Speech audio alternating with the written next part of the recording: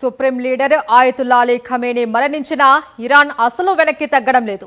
America, Israel military స్థావరాలే లక్ష్యంగా రెండో రోజు దాడులు కొనసాగిస్తూ ఉంది. టెహ్రాన్, గల్ఫ్ దేశాలలోని యుఎస్ బేస్లపై క్షిపణుల వర్షం కురిపిస్తుంది. ముఖ్యంగా దుబాయ్, దోహా ఇరాన్ దాడులకు అల్లాడుతూ ఉన్నాయి. దుబాయ్లోని సిఐఏ కేంద్రంపై ఇరాన్ బాంబులతో విరుచుకుపడింది.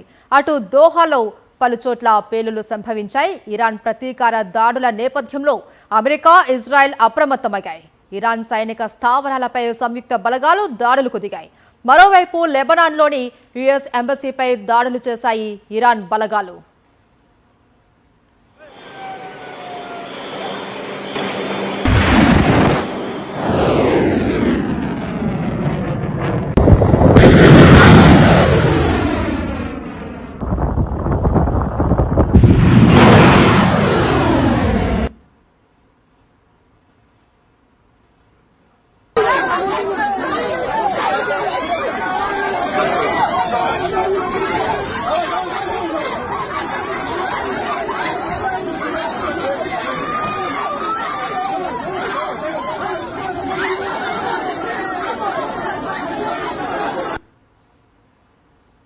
ఇజ్రాయెల్, అమెరికా సంయుక్త ఆపరేషన్ నేపథ్యంలో దుబాయ్పై ఇరాన్ దాడులు కొనసాగుతున్నాయి. ప్రపంచంలోనే అత్యంత ఎత్తైన భవనం బుర్జ్ ఖలీఫా పైన టెహ్రాన్ దాడికి యత్నించింది. బుర్జ్ ఖలీఫా మీదుగా ఇరాన్ డ్రోన్లు వెళ్తున్న వీడియోలు సోషల్ మీడియాలో వైరల్గా మారాయి.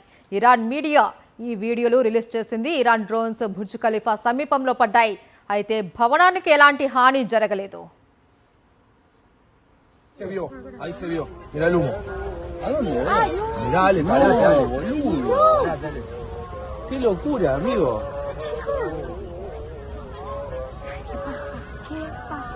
No, mamá. Al Burj Khalifa.